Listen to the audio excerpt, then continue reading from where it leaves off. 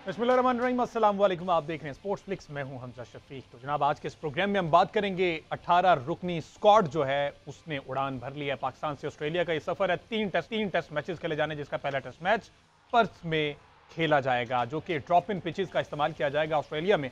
वो कल हमने देखा कि किस तरह से ड्रॉप इन पिचेस इंस्टॉल की गई, तकरीबन 2 दिन का वक्त लगा और ये सारी तैयारियां मुकम्मल कर ली गई। पहला टेस्ट जो कि पर्थ में खेला जाना है, उसके हवाले से पाकिस्तानी टीम जो दस्ता है, एक बहुत बड़ी तादाद में पाकिस्तान से जो दस्ता गया है, जिसमें 18 रुकनी स्क्वाड है, 17 रुकनी कोचेज और दीगर मैनेजमेंट का स्टाफ है।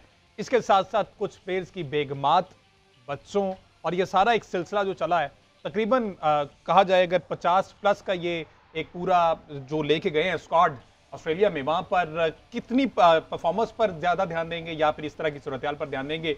बहुत से ऐसे क्रिकेटर्स हैं जिनका ये पहला दौरा है ऑस्ट्रेलिया है, उनको बहुत कुछ सीखने को मिलेगा। ये सारी सूरत 10 रोज़ा कैंप लगा, वहाँ पर प्लेयर्स ने खूब मेहनत की, बहुत से नए चीज़ें ट्राई, और ये सारी सूरत। फॉर्मर कैप्टन सलमान भट्ट साहब हमारे टेलीफोन लाइन पर मौजूद है। इसके साथ साथ अहमद सईद साहब ने भी ज्वाइन किया। Welcome to both of you. Bhatt साहब, बहुत से सवाल उठ रहे हैं कि 18 रुकनी स्क्वाड है, 17 रुकनी मैनेजमेंट प्लस कोचिंग स्टाफ है, और अब 7 बेगमात का सिलसिला भी चल पड़ा है, तो तकरीबन 50 लोगों का ये दस्ता है जो कि ऑस्ट्रेलियन सरजमीन पर उतरेगा।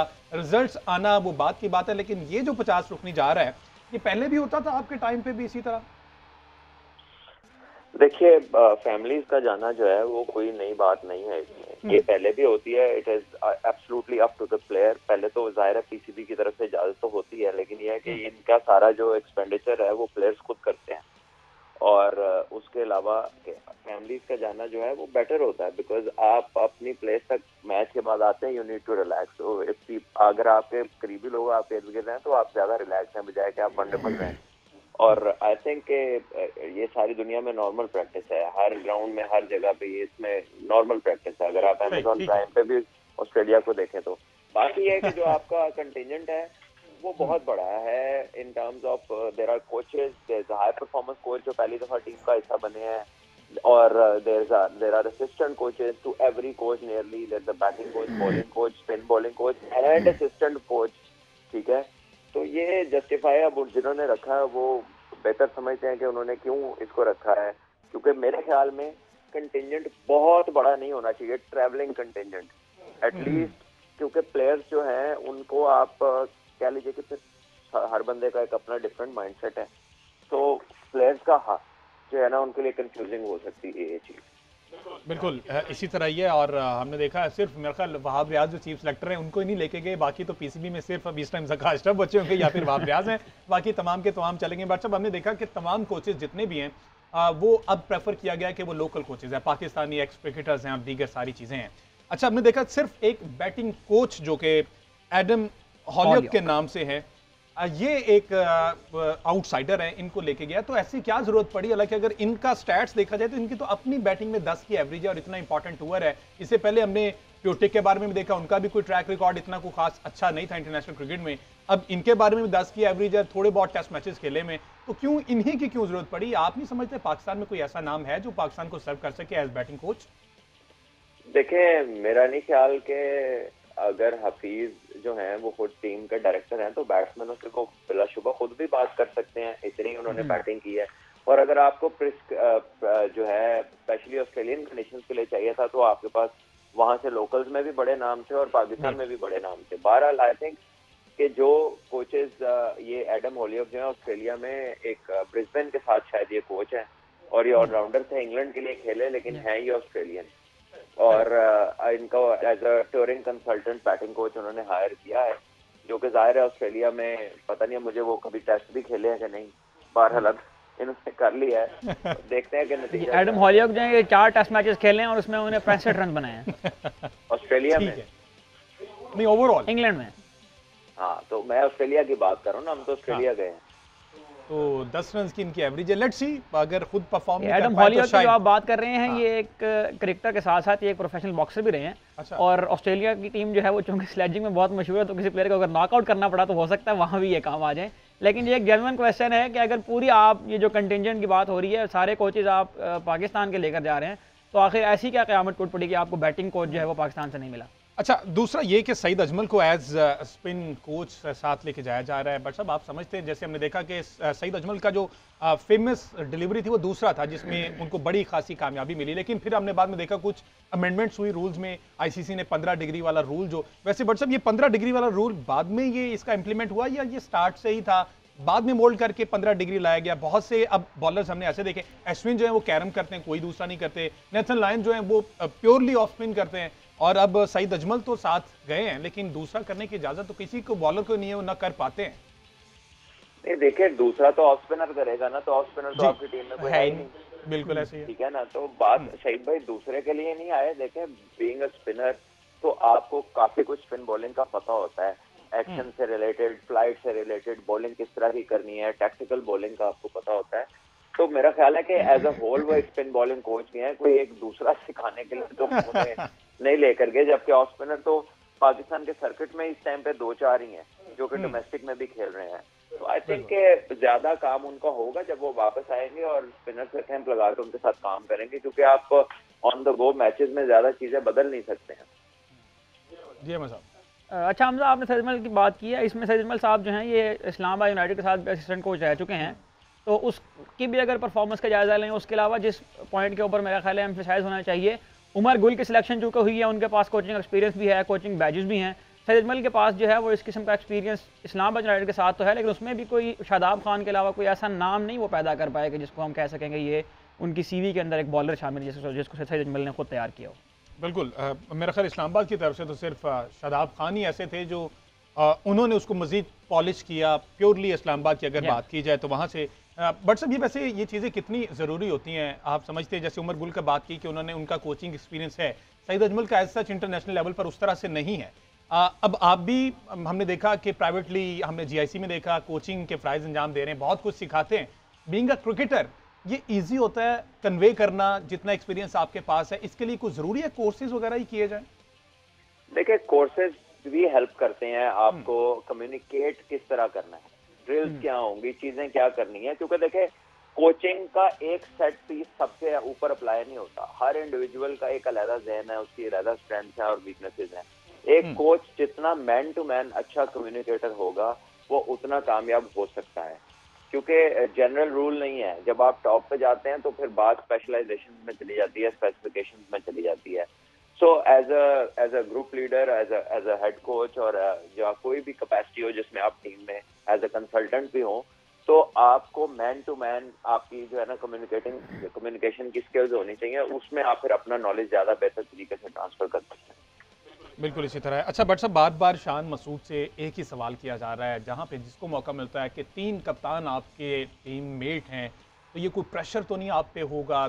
शाहीन शाह अफरीदी जो कि न्यूली अपॉइंट हुए हैं T20 कैप्टन, उसके बाद बाबर आजम, उसके बाद सरफराज हैं साथ, तो कोई मसला मसाइल होता है वैसे अगर दीगर कैप्टन भी साथ हों? बल्कि ये तो फ़ायदे वाली चीज़ है कि डिफरेंट ओपिनियन आते हैं। देखिए, ये तो महेंद्र सिंह धोनी जब इंडिया के कप्तान थे तो उनके अंडर गंगुली भी खेल रहे थे, उनके अंडर सचिन तेंदुलकर भी खेल रहे थे, कुंबले भी थे, द्रविड़ भी थे, तो जो 4-5 बड़े कप्तान थे। ठीक है, तो पाकिस्तान की टीम में भी ऐसे होता रहा है कि बहुत सारे कप्तान खेलते रहे हैं। वसीम भाई खेले हैं, वकार भाई खेले हैं टीम में, जहाँ पर दूसरे लोग कप्तान थे, सईद भाई कप्तान थे, इंजी भाई कप्तान थे। तो ये तो चलता रहता है, इसमें इतनी कोई अचंभे की बात नहीं है। बस प्रेस के पास लगता है सवाल ही कोई नहीं था, तो वही 4-5 दफा उन्होंने उससे पूछ लिया और एक अननेसेसरी चीज जो है उसके माइंड में डालने की एक नॉर्मल प्रैक्टिस है। कप्तानी से हटके ये थोड़ी है कि पिछला कप्तान बाहर ही हो जाए। बिल्कुल जी हम साहब। अच्छा बट साहब, वैसे शान मसूद की जो प्रेस कॉन्फ्रेंस के दौरान बॉडी लैंग्वेज थी, उनका जिस तरह से बिहेवियर था, उसके बारे में क्या कहना चाहेंगे? किस तरह की प्रेस कॉन्फ्रेंस थी? अपेरेंटली पॉजिटिव लग रहा था, बाकी बट साहब अच्छा रीड कर सकते हैं। देखिए, अच्छी उसकी डिसेंट बॉडी लैंग्वेज थी। मैं कहूंगा कि ना ही वो कोई बड़ा ही कोई अपबीट था या ऐसा नहीं था, इट वाज वेरी मॉडरेट, जो कि उसको होना चाहिए था। और देखिए, एक मुश्किल असाइनमेंट है उसको, और बहुत लोग ये समझ रहे हैं कि शायद उसको कुर्बानी का बकरा बनाया गया, लेकिन ऐसा नहीं होएगा इंशाल्लाह। क्योंकि यहाँ पे किसी भी यंग कैप्टन को अगर आप भेजते हैं, इररिस्पेक्टिव कि उसका रिजल्ट अच्छा जीत में आता है या नहीं आता, लेकिन आपने देखना है कि क्या टीम में आपको ऐसा नजर आ रहा है कि जो यूनिट है, यूनिट की तरह टीम फाइट कर रही है। If that happens then it's okay and good to go. और जब तक आप किसी को बैक नहीं करेंगे टाइम के लिए, तो कैसे चलेगा सब कुछ? आप मुझे बताएं ना पीछे जब आप एक कप्तान को 3 साल, एक को 4 साल दे रहे हैं, तो नए आने वाले को फिर आप इस तरह की बातें पहले दिन क्यों कर रहे हैं उससे? अच्छा, इस सारी सूरत-हाल में प्रेस के पास भी कोई सवालात नहीं, कुछ एक्स क्रिकेटर सपोर्ट करने के बजाय जो है वो लेग पुलिंग वाला समा है, पाकिस्तान में तो हमेशा से ऐसा होता चला है।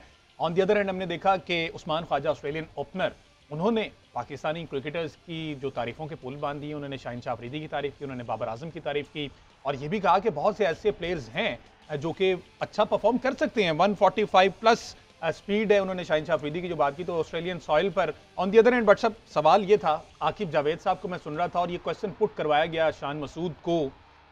वो कह रहे हैं कि क्लीन स्वीप से अगर बच जाए पाकिस्तान तो यही बहुत बड़ी जीत होगी। दैट मीन्स वो तो 3-0 मेंटली तौर पर वो खुद प्रिपेयर हैं। उस्मान ख्वाजा साहब कुछ और कह रहे हैं या शायद वैसे ही मीडिया के लिए कह रहे हैं कि हम तो उनसे डरे हुए हैं, शाहिन शाह अफरीदी बड़े अच्छे बॉलर हैं। लेकिन इतना बड़ा टूर है, एक यंग कैप्टन जा रहा है, पहला उसका टूर इस तरह से बीइंग अ कैप्टन, उसको सपोर्ट करने के लिए अगर आप अच्छे अल्फाज नहीं तो ये कह के उनका मोराल डाउन करना ये कोई अच्छी बात समझते हैं आप? देखिए, इसको देखने के दो रुख हैं। एक अगर जैसे आपने कहा, और दूसरा ये है कि हो सकता है वो प्रेशर उतार रहे होंगे भाई इधर तो बस आप अगर बराबर अगर एक मैच भी जीत जाए या जो एक मैच ड्रॉ कर लें और सीरीज व्हाइट वॉश ना हो तो तब भी अचीवमेंट होगी। यानी कि एक्सपेक्टेशंस का बर्डन उस तरह से नहीं डाला जा रहा इस स्टेटमेंट के अगर मानी लिया जाए।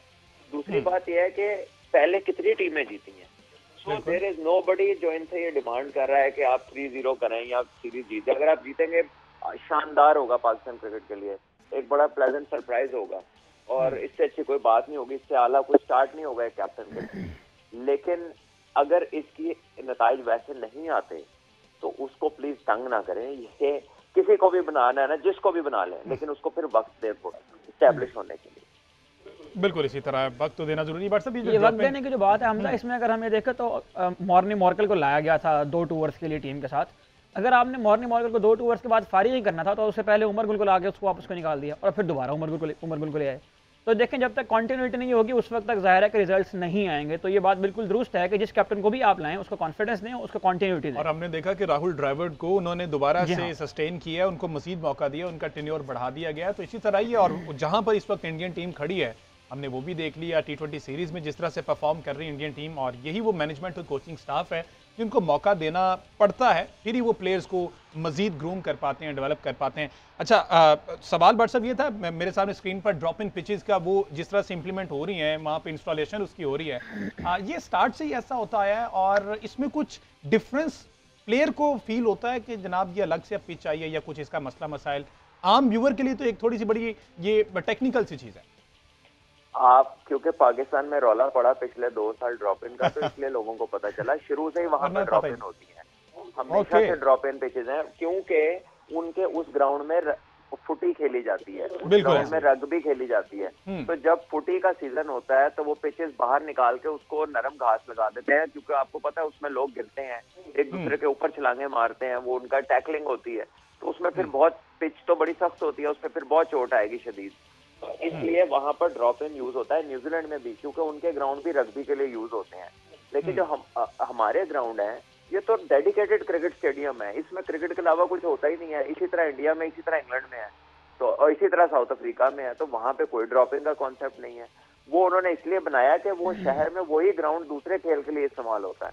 बिल्कुल इसी तरह ये सारी सूरत हाल में जो है हमारे क्रिकेट ग्राउंड में सियासी जलसे हो सकते हैं हमारे ग्राउंड्स में ऐसा कुछ होता है। बहरहाल जी, ICC men's T20 world cup 2024 जिसका इनेकाद इस दफ़ा जनाब USA प्लस वेस्ट इंडीज़ में होना है, वो लाइनअप मुकम्मल हो गई है। टोटल इस दफ़ा 20 टीम्स होंगी जो T20 वर्ल्ड कप में हिस्सा लेंगी, जिसमें जो 8 टीम है वो डायरेक्टली क्वालिफाई किया, जिसमें ऑस्ट्रेलिया, इंग्लैंड, इंडिया, नीदरलैंड ने भी डायरेक्टली क्वालिफाई किया। उसके बाद न्यूजीलैंड, पाकिस्तान, साउथ अफ्रीका और श्रीलंका, अफगानिस्तान और बांग्लादेश जो है ना वो इसमें बाद में ऐड हुई। ये 10 टीमें जो है अपनी रैंकिंग की बुनियाद पर 2022 के एंड पर जो टॉप 8 टीम्स थी वो क्वालिफाई कर गई। उसके बाद 2 बेहतर जो मजीद उसके बाद 9वीं और 10वें नंबर की टीमें ऐड हुई और उसके बाद जो है वो क्वालिफायर्स 10 टीमें आई। बिल्कुल इसी तरह। और अगर देखा जाए तो अमेरिकाज क्वालिफायर में से कनाडा चला गया जी, एशिया क्वालिफायर में नेपाल और ओमान है, ईस्ट एशिया में पापुआ न्यू गिनी है और यूरोप क्वालिफायर में आयरलैंड, स्कॉटलैंड है, अफ्रीका क्वालिफायर में नमीबिया और युगांडा। जी हाँ, युगांडा की टीम जो है वो पहली मर्तबा क्वालिफाई करने में कामयाब हुई है। इसमें हेडलाइन ये है कि जिम्बाब्वे की टीम जो है वो क्वालिफाई करने में सरप्राइजिंग एलिमेंट ये है कि जिम्बाब्वे जिन्होंने लास्ट वर्ल्ड कप में पाकिस्तान को शिकस्त दी थी, वो इस दफ़ा क्वालिफाई करने में नाकाम हुए, तो ये पाकिस्तान के लिए भी लम्हा फिक्रिया है। बट सब ये जो नई सारे चेहरे अब सामने आएंगे, युगांडा और ये सारी सूरत हाल 20 टीम्स कर दी गई हैं, समझते हैं क्रिकेट की बेहतरी है या फिर ये पैसे की हेरफेर है, पैसे की गेम है? देखिए, क्रिकेट को ग्लोबल गेम बनाने के लिए बहुत सारी कोशिशें हो रही हैं और ये फॉर्मेट को यूज किया जा रहा है T20 को, और इसीलिए ओलंपिक्स में जो डाली गई है उसमें भी ये कहा है कि जो क्रिकेट नहीं खेलती बड़ी नेशन वो इस पे मुतवज्जो हो, ताकि ओलंपिक्स में आएगी तो वो इसको देखेंगे। क्योंकि कई कंट्रीज हैं उनके लिए ट्रॉफीज नहीं, उनके लिए मेडल्स मैटर करते हैं और ओलंपिक मेडल्स मैटर करते हैं। तो आई थिंक ये ग्लोबलाइज करने का है, इसमें कोई हर्ज नहीं है। एंड ऑफ द डे क्या होएगा, ग्रुप बनेंगे, जो टॉप टीम्स है वो ऊपर आ जाएंगे और फिर मेन मुकाबले में वही। लेकिन जब तक आप दुनिया को इसमें इंट्रोड्यूस नहीं कराएंगे, उनको इसका फ्लेवर नहीं देंगे, तो ये गेम कैसे बड़ी गेम बनेगी फुटबॉल की तरह।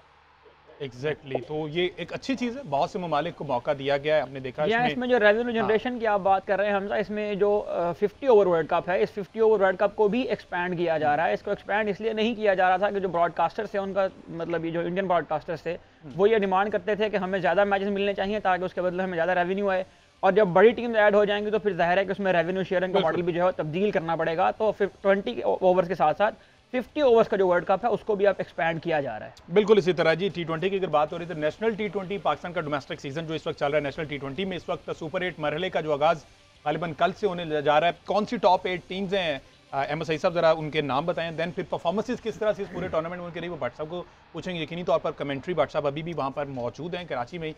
8 टीमें, हाँ 24 नवंबर से आगाज होने वाले इस टूर्नामेंट में अब सुपर 8 की टीमें जो है फाइनल हो चुकी हैं। 4 ग्रुप्स बनाए गए थे, उन 2 ग्रुप से जो 8 टीमें क्वालिफाई कर गई हैं उनमें एबटाबाद की टीम शामिल है, फाटा की टीम शामिल है, लाहौर की दोनों टीमें जो है वो क्वालिफाई करने में कामयाब हो गई हैं।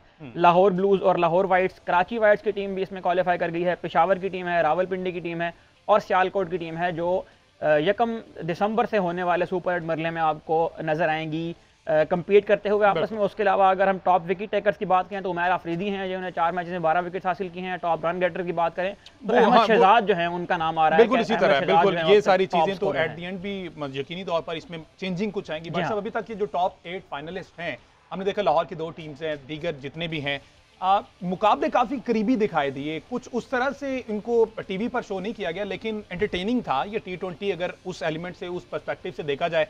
आप वहां पर कमेंट्री कर रहे थे, काफी क्लोज कुछ मार्के भी हुए, तो ये एक अच्छा साइन था पाकिस्तान क्रिकेट के लिए। यहां से कुछ बेहतरी की उम्मीद रखें हम? देखिए, बिल्कुल यही वो वाहिद एक्सरसाइज है जिससे आपको टैलेंट आइडेंटिफाई होता है और फिर आप अपने मुकाबलों को सख्त से सख्त करते जाते हैं। अभी आप 18 से आए हैं 8 टीमों पर, 8 टीमों में से आपका चैंपियन निकलेगा, फिर PSL में जाके T20 की 6 टीमें हो जाएंगी, फिर उसमें से मजीद फिल्टर होगा। इसी तरह रीजन और डिपार्टमेंट्स के बाद 6 टीमों का 4 डे या 1 डे होगा और 1 डे में और मजीद रिफाइन होकर लोग निकलेंगे। तो जब बेस में घर से लोगों को निकालने के लिए उनको अपॉर्चुनिटी और रोजगार देना पड़ता है, तो इस सिस्टम में लोग घर से बाहर आते नजर आ रहे हैं आपको, क्योंकि उनको खिलाया भी जा रहा है, उन्हें टेलीवाइज प्लेटफॉर्म भी मिल रहा है और उनको कमाई का जरिया भी मिल रहा है। तो और लोगों को एंटरटेनमेंट मिल रही है और हमें बहुत सारे ऐसे लड़के नजर आ रहे हैं जो शायद कभी भी नजर ना आते 6 टीमों के सिस्टम में। तो कुछ बेहतरी तो है। अहमद साहब क्या ऐड कर रहे हैं? जी हमजा, इसमें अगर इसके साथ साथ एक और एंगल भी हम देखेंगे, ये जो 3 मुख्तलिफ फॉर्मेट्स के टूर्नामेंट स्टार्ट हो गए हैं, इससे हो सकता है कि मुस्तकबिल में हमें स्पेशलाइज्ड टीम्स भी देखने को मिलें। जो हम ये देखते थे कि तीनों फॉर्मेट्स में ही सारे प्लेयर खेले जा रहे हैं, तो टेस्ट, ODI और T20 के लिए हो सकता है कि हमें स्पेशलाइज्ड टीम्स भी देखने को मिले, क्योंकि जो टैलेंट का वो एक बैगेज है वो बड़ा हो जाएगा। उसमें से आपको स्पेशलाइज्ड प्लेयर मिलेंगे, काज़म ट्रॉफी के परफॉर्मर हैं, ODI टूर्नामेंट के परफॉर्मर हैं, T20 के अलग अलग परफॉर्मर हैं। तो ये उम्मीद भी पैदा हो रही है कि हर फॉर्मेट की हमें स्पेशलाइज्ड टीम देखने को मिलेंगी, जो कि पाकिस्तान क्रिकेट के लिए इंशाल्लाह बेहतर होगा। और लेट्स सी कल से सुपर 8 मरहले का आगाज़ है, इसमें कौन सी टीम फाइनल तक पहुंचने, सेमीफाइनल देन फाइनल तक पहुंचने में कामयाब होती है। आज के शो से इतना ही, अल्लाह हाफ़िज़।